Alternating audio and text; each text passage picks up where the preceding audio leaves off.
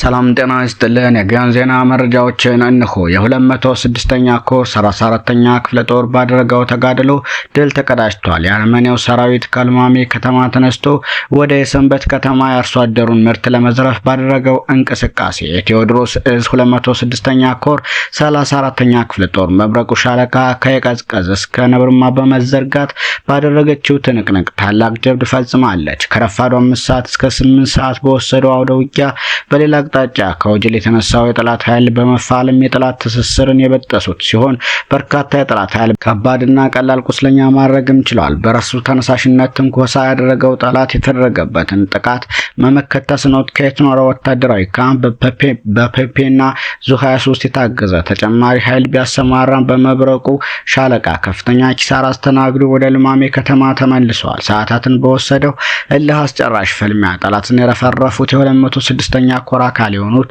34ኛ ክፍለ ጦር መብረቁ ሻለቃ 200 ጥይት የያዘ የብሬን ሸንሸል፣ አንድ የብሬን አስቃጥላ ካነ ጥይቱ እና ሌሎች ወታደራዊ ቁሳቁሶችን ከጠላት ጉሮሮ ማርከዋል።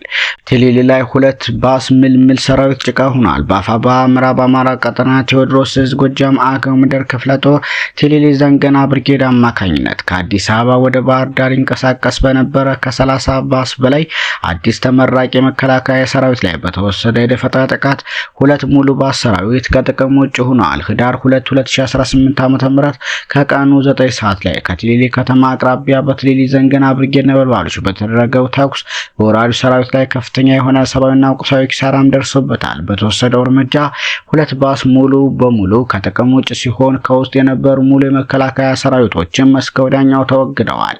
ጦት ቆራጩ አማራን እናጥፋ ተብሎ በግዳጅ ታፍሶ ሰልጥኖ የሚላከው ኃይል ካሰበበት ሳይደርስ በነበልባሎቹ አንገቱ እየተቀላ ያሞራ ቀለብ የሆነ ነው። ጠላት ምንም እንኳን ከቲሊሊ ቡሬ ያለውን መንገድ ሙሉ በሙሉ አጅቦ ለማሳለፍ ሙከራ ቢያደርግም እንከን ያለሾቹ የቲሊሊ ዘንገና ብርጌድ ነበልባሎቹ ተስቦ በመግባት አጃቢ ቱልቱላዎችን ጨምሮ 2ቱን ባስ ሙሉ በሙሉ አስወግደውታል። ቲሊሊ ዘንገና ብርጌድ ለተከታታይ 2 ቀናት እያደረገ ባለው ጥቃት ያለምንም ጉዳት የጠላትን ቅስም በመስበር ከፍተኛ ድል ተቀዳጅቷል። ይህ በእንዲህ እንዳለ የተወናበደው ኃይል በመንገድ ያገኘውን ሰው ሁሉ በተኩስ እያባረረ በቅርቡ የተገኘውን እየረሸነም ይገኛል።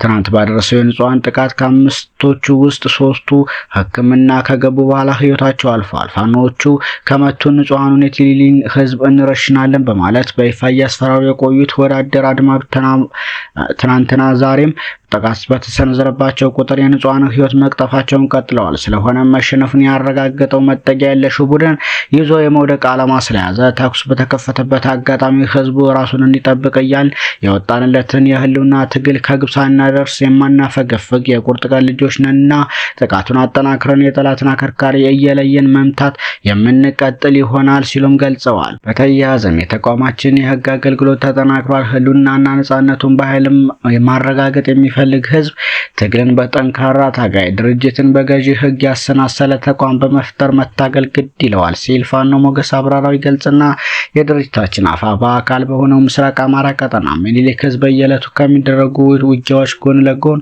ተቋማዊ አሰራርን የሚያጠናክሩ ስራዎችን በመስራት ላይ ናቸው። በአርበኛ ተመስገን አማሪው የሚመራው የህዝቡ ህግ ክፍል በውስጡ 5 ቴክኒካል የህግ አመራሮች ያሉት ክፍል ሲሆን ህግ ክፍሉ የተሃድሶና ማረሚያ ማዕከል በማቋቋም በየኮሮቹ ክፍለ ጦሮቹ የህግ ክፍል አመራርና ባለሙያዎችን በማቋቋም እንዲሁም ጊዜያዊ ሲቪል አስተዳደር የህግ አካላትን በማዋቀር የህዝቡን ወታደራዊና የሲቪል መመሪያዎችን በአግባቡ ተፈጻሚ እንዲሆኑ እየሰራ ይገኛል። በዚህ ተቋማችን በህግና ደንቦች መመሪያዎችና አሰራሮች የተሻለ ሆኖ እንዲገነባ አስችሎታል። ህግ ክፍሉ በጠንካራ አመራር እየተመራ ምርኮኞችን በተሃድሶና ማረሚያ ማዕከሉ የተሃድሶ ትምህርት በመስጠት በአግባቡ እንዲታረሙ በማድረግ ወደ ቤተሰቦቻቸው እንዲደርሱ እያደረገ መሆኑም አይዘነጋም። ከሰሞኑ ደግሞ የልጅ ኢያሱ ኮር ክፍለ ጦሮችና ምስራቅ አማራ ኮር በ2 ባለሽርጡ ክፍለ ጦር የህግ አገልግሎት ክፍሎችን በማቋቋም በቀጠናው ከሚገኙ የሲቪል አስተዳደር የፍትህ አካላት ባለሙያዎች ጨምሮ ለፍትህ አካላት የህግ አገልግሎት ስልጠና ሰጥቷል። ተቋማችን የአፋባ ምኒልክ ህዝብ በሁሉም ዘርፍ ተቋማዊ አሰራሮችን እየዘረጋና እያዘመነ ይቀጥላል። አማራነት ይለምለም ሲልም ገልጸዋል። እንዲሁ 4 የቪአይፒ ጥበቃዎች ፋኖን ተቀላቅለዋል። የአፋባ ቴዎድሮስ እዝ 102ኛ ኮር 11ኛ ክፍለ ጦር በዛሬው ዕለት ከወገናችን ጋር አንዋጋም በማለት ከአድማ ብተና ተቋም በመውጣት ፋኖን ተቀላቅለዋል። መልካም አዱኛው፣ አሸናፊ ጥጋቡ፣ እንዳለው አበበ፣ እሱ ባለው አቅ ነው የተባሉ 4 ክላሽ 6 ቦምብ 3 የወገብ ትጥቅ 6 ካዘና ካዝና 270 የክላሽ ተተኳሽ ሙሉ ትጥቃቸውን በመያዝ ወደ ወገናቸው የተቀላቀሉ ሲሆን በአመራሮች ደማቅ አቀባበል ተደርጎላቸዋል ሲል ፋኖ ሀብታሙ የሱፍ ገልጿል።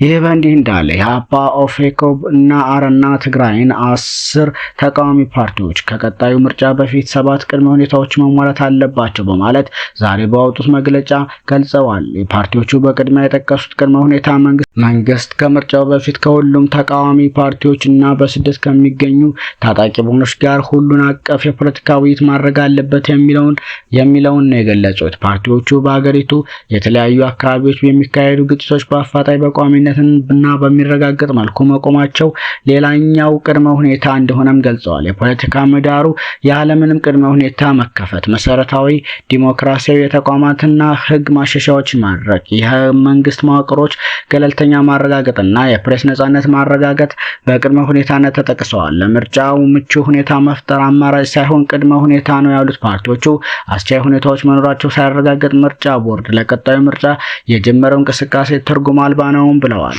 ሰሞነኛ መረጃዎች እነኚህን ይመስሉ ነበር።